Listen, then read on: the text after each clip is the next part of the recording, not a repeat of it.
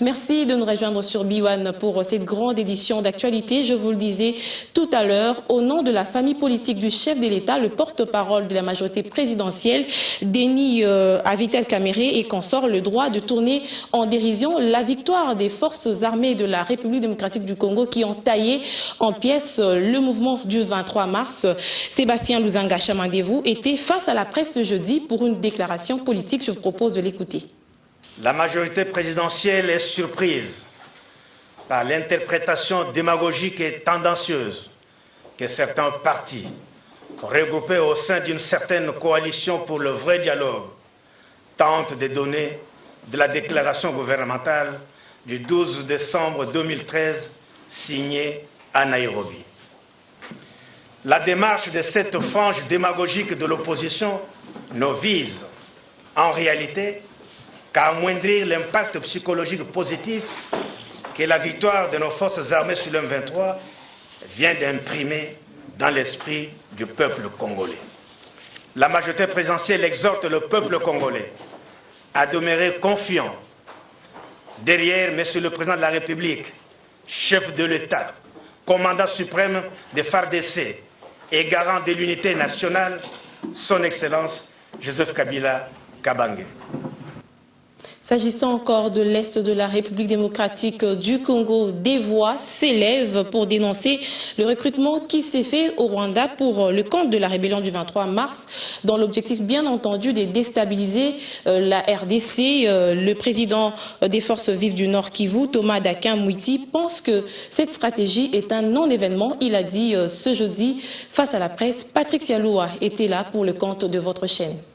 Thomas Dakin Mwiti l'a déclaré au cours d'un point de presse animé conjointement mercredi la nuit avec les présidents des forces vives et d'autres provinces de la RDC à l'issue d'une conférence sur la cohésion nationale qui les a réunis 3 jours durant à Goma. Comment voulez-vous que nous puissions en faire un événement pendant que Moutebousi il est gardé là-bas, Laurent Kunda il est là-bas, le pasteur je ne voudrais pas le citer, il est là-bas.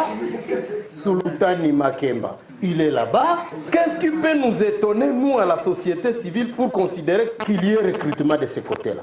Donc, ce n'est pas un événement pour nous. Nous sommes informés, on est en train de suivre, mais nous pensons que tous ceux qui sont en train de tenter, voyons voir. De son côté, Mme Magui Kiala Bolenga, présidente de la coordination nationale de la société civile, a salué la signature de la déclaration de Nairobi, mettant fin théoriquement à la rébellion du M23. Cette déclaration pour nous, c'est une autre voie de sortie pour dire, ok, fini, terminé, même les négociations de Kampala, fini. Pourquoi? Parce que nous avions dit pas d'amnistie, pas d'intégration, on ne touche pas à l'intégrité de notre pays. Donc nous avions un peu notre ligne rouge que nous avions donnée avant même. Je crois bien que le gouvernement est resté dans cette ligne-là, la ligne rouge. Cette déclaration pour nous est le bienvenu, parce que quand on a commencé quelque chose, il faut pouvoir le terminer d'une manière administrative. Jean-Alexis Kassoassoa, président des forces vives du Kassai oriental, a pour sa part jeté des fleurs à la presse nord-kivusienne pour sa bravoure pendant toute la période de guerre du Rwanda contre la RDC à travers la rébellion du M23. Messieurs et dames de la presse, nous de la société civile, nous vous félicitons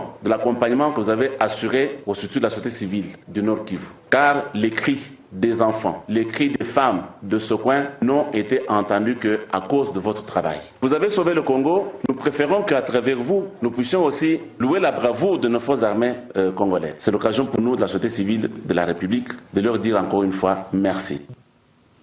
Et pendant que la majorité présidentielle défendait le président de la République, la première dame, elle, assistait à un culte religieux au cours duquel 720 couples militaires se sont unis devant Dieu pour un mariage indissoluble pour le meilleur et pour le pire.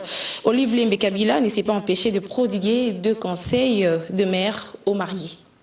C'est seulement à la prière. Après le mariage civil, l'heure était à la régularisation devant l'église des 720 couples de militaires des FARDC. La bénédiction nuptiale vient d'être organisée à l'enceinte du palais du peuple par l'association des épouses des militaires et des policiers sur l'initiative et le patronage de la première dame de la République.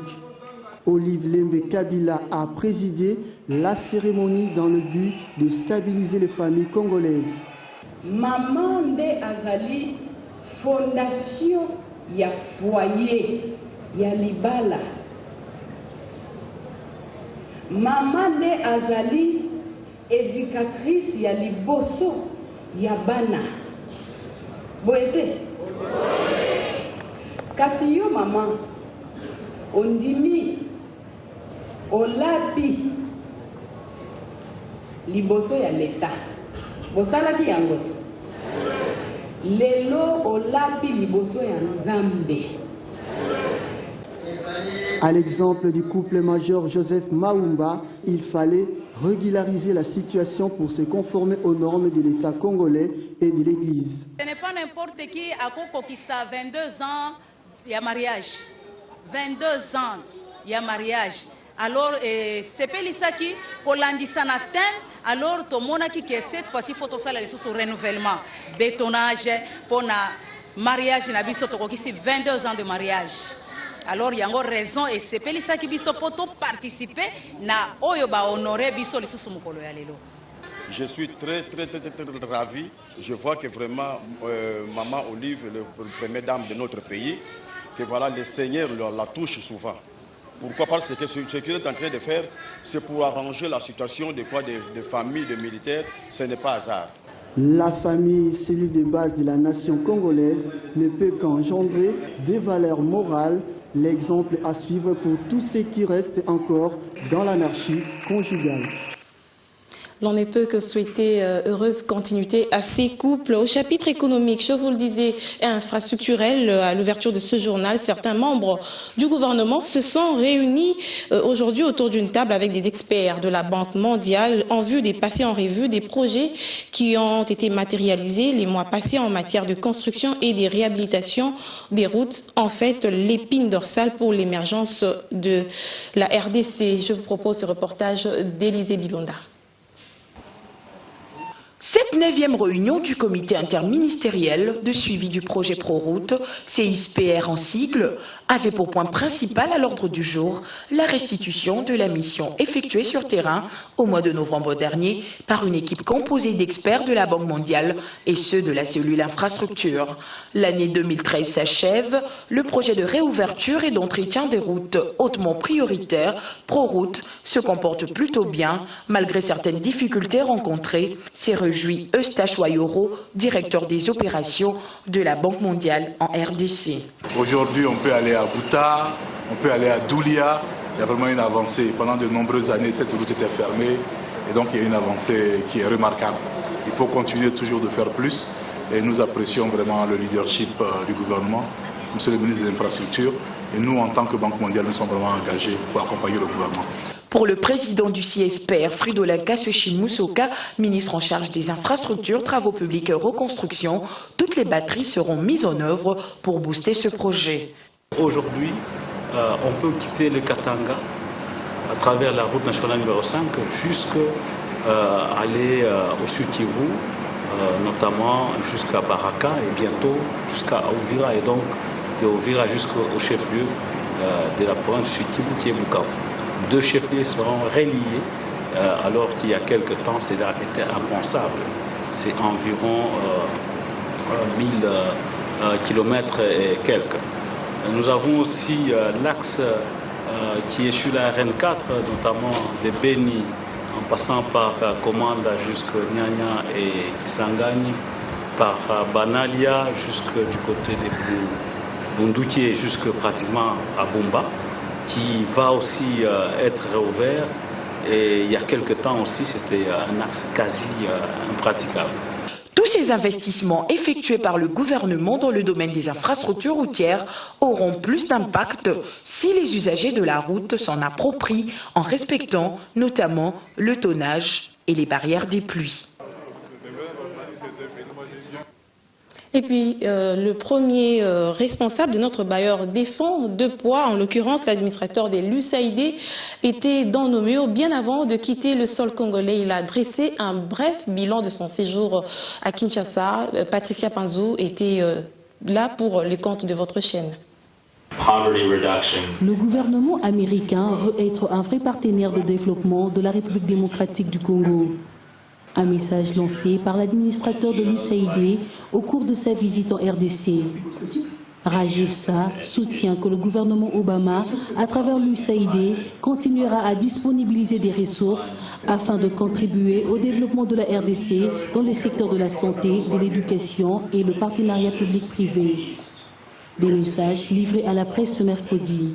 Par exemple, pour ce qui concerne la santé, notre but c'est de pouvoir aider 420 000 enfants âgés de moins de 5 ans afin qu'ils puissent bien sûr croître normalement. Et bien sûr, pour ce qui concerne l'éducation, c'est de pouvoir faire en sorte de millions d'enfants supplémentaires et accès à bien sûr une scolarité normale et aussi à pouvoir élargir cet effort à l'horizon de 2015. La deuxième préoccupation, c'est par rapport... L'administrateur de l'USAID a, au cours de cet échange avec la presse, évoqué le partenariat d'une hauteur de 4 millions de dollars américains qu'il vient de signer avec la société minière Barro afin de formaliser légalement l'exploitation artisanale de l'or dans cette partie du pays. D'autres partenaires s'invitent également au débat en République démocratique du Congo dans le domaine de l'exploitation forestière. Cette fois-ci, tous les acteurs impliqués dans la gestion forestière s'estiment scandalisés par la mafia qui a élu domicile dans les secteurs puisque la coupe du bois se passe par les billets des pratiques illicites. Évaluation des actions 2013, analyse du secteur forestier, la récente saisie du bois congolais en Allemagne, autant de questions traitées par la coalition nationale contre l'exploitation illégale du bois. Nous avons reçu les documents justement des lots concernés et que nous avons pu jeter un coup d'œil et qui ont montré certaines failles. Donc maintenant évidemment l'administration doit prendre ses responsabilités, compléter, examiner et donner sa position. Après échange et harmonisation de vues, des recommandations pertinentes ont été formulées en vue d'assainir le secteur, au nombre desquelles la mise en place d'un programme efficace d'identification des autorités politico-administratives, militaires et parlementaires et l'abrogation du décret portant création du Fonds national de promotion du service social. Même gouvernement qui a pensé à faire du patrimoine forestier un moyen pour le développement de ces communautés, aujourd'hui, par les biais du Premier ministre, on publie un décret qui va à l'encontre de ce qui a été publié par notre ministère. Nous disons non en tant que coalition, non, alors non à cela. Concernant les résultats en termes de plaidoyer menés par la coalition, des indicateurs restent non reluisants.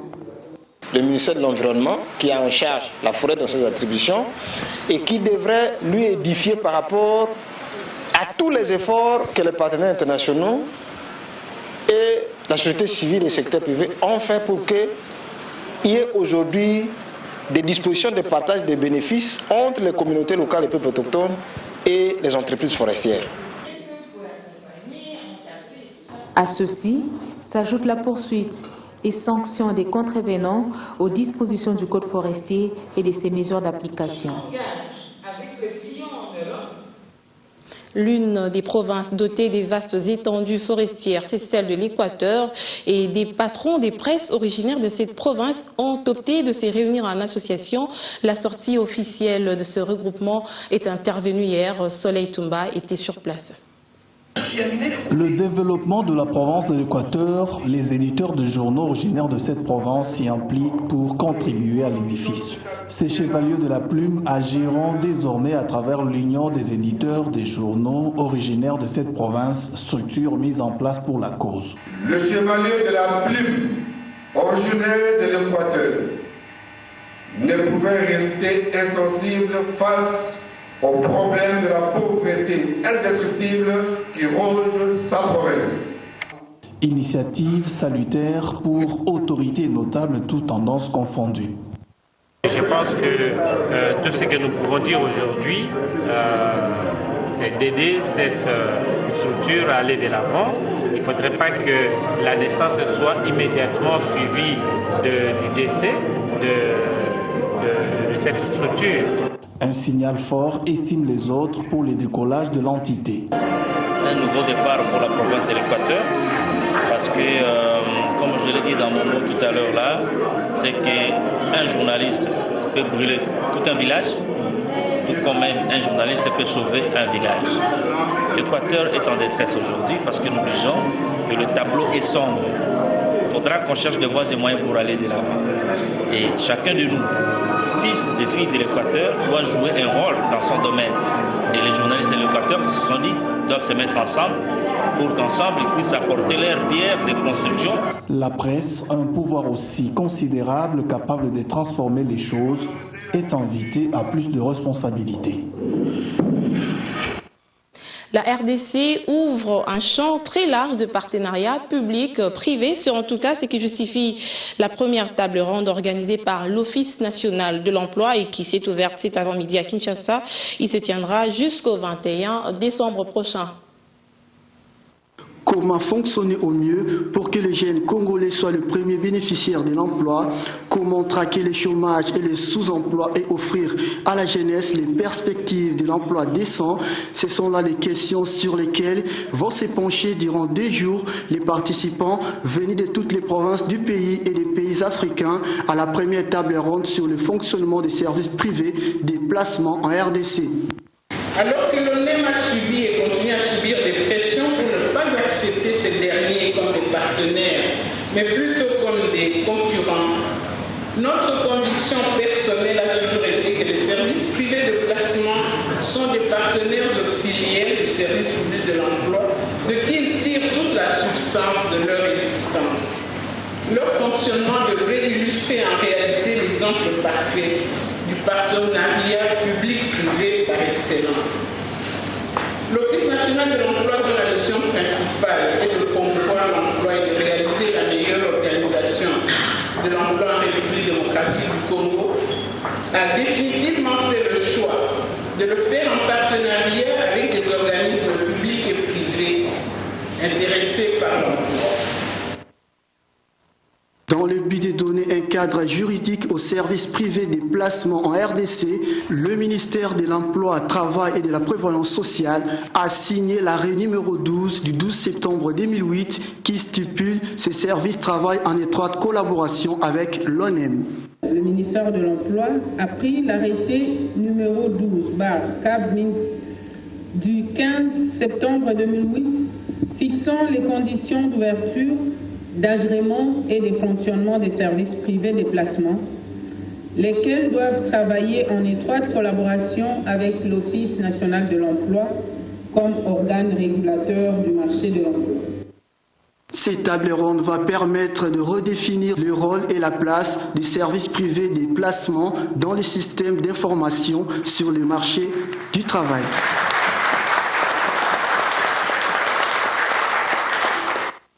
Des nouvelles du continent, nous les avons à travers les lignes. D'abord, le monde au Soudan du Sud, la lutte pour le pouvoir menace de dégénérer en guerre civile dans les plus jeunes États du monde. Le Soudan du Sud, la guerre menace à nouveau. Cette fois, il n'est plus question, au moins officiellement, des tensions avec Khartoum dans le Soudan du Sud. S'est séparé en juillet 2011 après plus de 2 décennies de conflit, mais d'une possible guerre civile sudiste qui a déjà fait plusieurs centaines de morts depuis dimanche 15 décembre à Djouba, la capitale.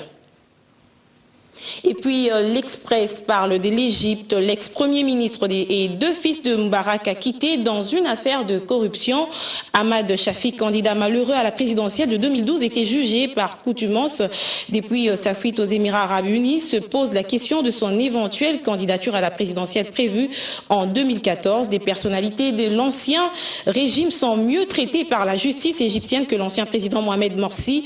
Ahmad Shafik ainsi que les 2 fils de l'ancien chef de l'État ont été acquittés jeudi au Caire dans une affaire de corruption. Ce journal se poursuit tout de suite avec l'invité du journal. Il s'agit du professeur Émile Ngoï Kassongo. Il est cadre de la majorité présidentielle et bien communicateur également. Avec lui, nous allons décrypter l'actualité qui a porté aujourd'hui sur la déclaration de cette plateforme. Alors, Monsieur Émile Ngoï, vous êtes professeur et vous êtes également cadre de la majorité présidentielle. Je le disais tout à l'heure, vous avez réagi aussitôt face à la position de la coalition pour le vrai dialogue, le CVD, qui n'était pas pour cette déclaration du 12 décembre dernier. Il paraît qu'il y a une certaine manigance. Écoutez, madame, notre plateforme, la majorité présidentielle, dénonce avec vigueur, notamment parce qu'il s'agit ici de l'idée que nous faisons de la République, n'est-ce pas? Vous le savez très bien que le gouvernement a signé une déclaration. Cette déclaration est consécutive à la finalisation du processus de Kampala. Il est étonnant que cette coalition, cette fameuse coalition, aujourd'hui donne une interprétation qui est une interprétation tendancieuse, qui n'est pas empreinte du reste de patriotisme, pour essayer justement d'en faire, si vous voulez, de jeter un peu du discrédit, notamment sur la victoire des FARDC. C'est dit clairement dans leur déclaration que la victoire des FARDC serait un leurre, une poudre aux yeux, une mascarade. Donc je pense qu'on ne peut pas aller aussi loin quand on sait ce que notre pays a enduré. Et dans la même coalition, vous trouvez certains partis ou personnalités qui a peu adhéré aux thèses de la rébellion et qui voulaient inciter les gouvernements justement à trouver des concessions avec les rebelles. Précisément, si je pense que, comme vous l'avez vu vous l'avez pu lire dans la déclaration, oui, des renseignements sont là et je pense que le moment venu, et l'opinion attend d'ailleurs que justice soit faite vis-à-vis de ces fils de la République qui ont adhéré à ces thèses, aux thèses de qui? Des personnes qui ont tué, qui ont violé, qui ont participé à exploiter, à piller les ressources naturelles. Mais déjà que la fin des République. pourparlers a posé problème en termes de forme, on ne savait pas exactement, est-ce une déclaration, est-ce qu'il fallait...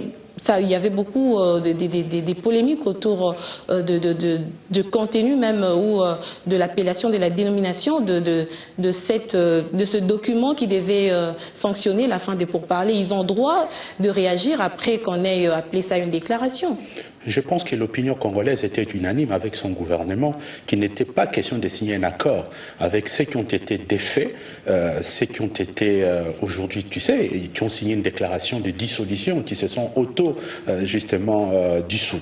Et il était question pour les gouvernements, étant donné que nous sommes un gouvernement, la République a un gouvernement responsable. Il y a des engagements internationaux, notamment les engagements pris dans les cadres de l'accord d'Addis Abeba, d'une part, et d'autre part, des recommandations de la résolution 2098 des Nations Unies. Il était important que ces processus, qui avaient une dimension diplomatique, puissent effectivement connaître un aboutissement heureux. Et cet aboutissement, vous le savez, sur le plan militaire, ils ont été défaits. Sur le plan politique, il y a eu les dialogues, il y a eu la réconciliation, il y a eu cette cohésion nationale, n'est-ce pas? Et là, j'ajoute au passage que cette coalition, la CVD, est constituée notamment de cette frange de l'opposition qui n'a pas voulu dialoguer avec les restes de la République. Et aujourd'hui, qui se rend bien compte que la victoire militaire est là, le succès politique est là et les succès diplomatiques également. Donc la République ne pouvait pas faire des concessions sur ses engagements internationaux. Et vous verrez très bien que l'acte qui a été signé en termes de déclaration, d'abord, c'est le gouvernement a pris acte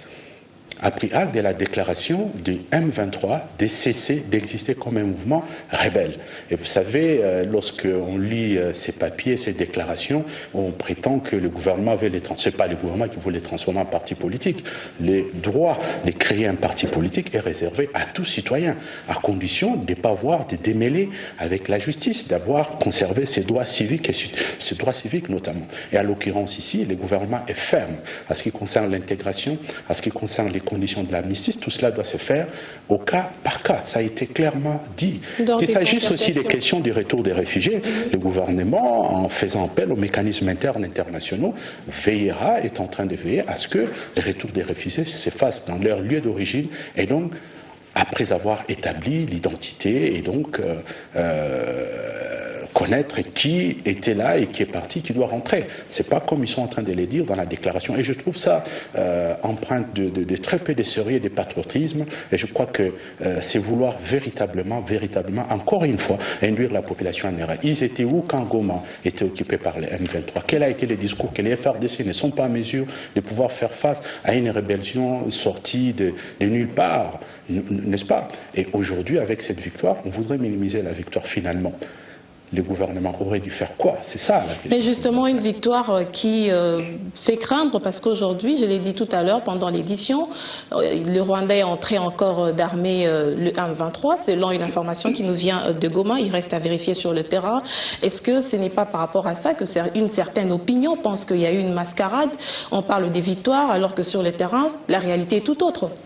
Mais bien sûr, il faut laisser justement au Rwanda ou d'autres pays de la région de pouvoir encore digérer leur défaite, n'est-ce pas? Est-ce que vous dites nous avons ces renseignements-là? Je crois que c'est l'ONU. L'ONU a donné des informations dans ce sens-là qu'une partie des M23 à travers les Rwandais serait en train de se regrouper, de recruter. Je pense que si ces informations, si ces renseignements, puisqu'ils viennent de l'ONU, c'est un défi. C'est un défi que le Rwanda aujourd'hui, à travers la défunte M23, le défunt M23, c'est un défi qui lance à l'ensemble de la communauté internationale. Je ne pense pas que, avec autant d'énergie, de moyens que la communauté internationale a mis justement pour arriver à la paix, à la réconciliation dans notre pays, qu'ils puissent accepter ce genre d'aventure. Mais en tout état de cause, la montée en puissance de notre armée, qui dorénavant a une dissuasion qui est parfaitement crédible aujourd'hui, je pense qu'ils s'y regarderont à deux fois. Et il faudrait que l'ONU, qui a accédé à ce type d'informations, auprès de qui l'ensemble de la presse a pu obtenir ces informations, nous pensons que l'ONU devait tirer toutes les conséquences. Et quelles sont les priorités au niveau de la majorité présidentielle? Les priorités au niveau de la majorité présidentielle, c'est d'abord d'inviter, d'exhorter la population congolaise à continuer à faire confiance à un homme, Joseph Kabila Kabange, le président de la République, qui a pris l'engagement de ramener la paix et la réconciliation. Aujourd'hui, c'est une réalité. Et donc ça, c'est une priorité essentielle, qu'on ne laisse pas l'opinion, qu'on ne puisse pas amener l'opinion dans une confusion inutile, qui ne sert absolument à rien. Aujourd'hui, nous avons besoin de nous rassembler derrière le chef de l'État. Après qu'il ait montré ses preuves, ses capacités à restaurer la paix, à amener les populations congolaises à la réconciliation, pour que nous puissions nous atteler. Et là, la priorité essentielle aujourd'hui, c'est la consolidation de la paix, la consolidation de la réconciliation nationale dans notre pays et notamment l'objectif essentiel, c'est le développement, travailler au développement de notre pays. En un mot pour conclure votre intervention? En un mot pour conclure notre intervention, nous voulons simplement dire ici que la majorité présidentielle tient à informer, à rassurer l'opinion sur le fait que le gouvernement de la République n'a pas signé un quelconque accord avec les M23 qui puisse aliéner l'intégrité territoriale de la République ou qui puisse énerver la Constitution de la République. Il s'agit ici d'une déclaration que le gouvernement a signée, prenant acte de la déclaration du M23 qui s'est auto-dissoute. Professeur Émile Ngoyi, merci d'avoir accepté de venir sur ce plateau ce jour. C'est moi qui vous remercie, madame. Je rappelle que vous êtes cadre et communicateur de la majorité présidentielle. Avec vous, nous avons décrypté l'actualité autour de la réaction de la majorité présidentielle face à la position du CVD qui a jugé qu'il y avait une manigance par rapport à la déclaration du 12 décembre dernier sur la décapitulation du M23. Mesdames, Messieurs, c'était donc là l'invité du journal. De cette grande édition. Merci de nous suivre à Kinshasa et partout dans le monde. Je vous retrouve demain pour une nouvelle session d'information.